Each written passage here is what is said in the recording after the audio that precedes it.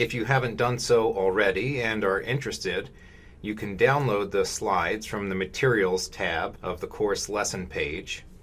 First, we'll talk about the different types of real estate. Together, residential and commercial real estate are worth tens of trillions of dollars in the U.S. alone. And it encompasses everything from homes to apartments, hotels, malls, office buildings, and self-storage, recreation facilities, country clubs. Moving to commercial real estate, the first type that we'll discuss is office, which can be either commercial office or medical office. Commercial office is the heart of urban central business districts, and within those, CBDs exists as both high-rise and mid-rise formats. Mid-rise typically is anything under 6 stories, and all of the commercial property types.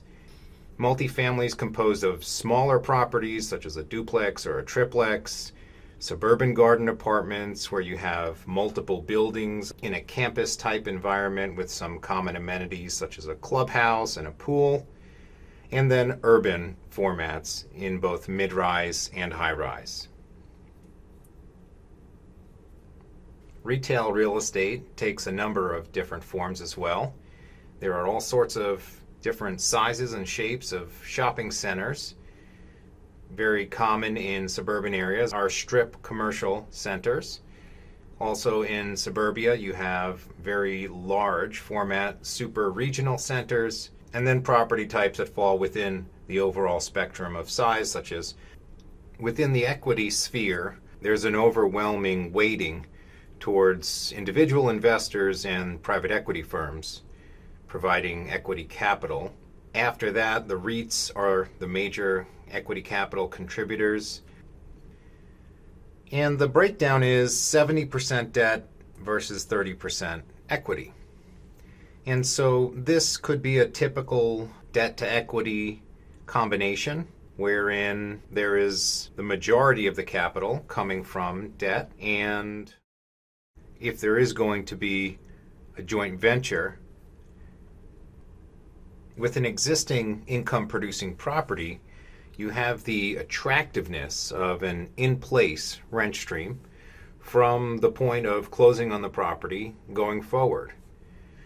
You also can benefit through holding for multiple years from property appreciation, which is just the general increase in property values over time. Naturally, it's going to be a lot noisier of a signal along the way, but the general, what sophisticated players end up doing is they are triangulating among these methods, running these numbers, running these thought experiments, and trying to justify some price that they are perhaps willing to pay to acquire the asset in a competitive context.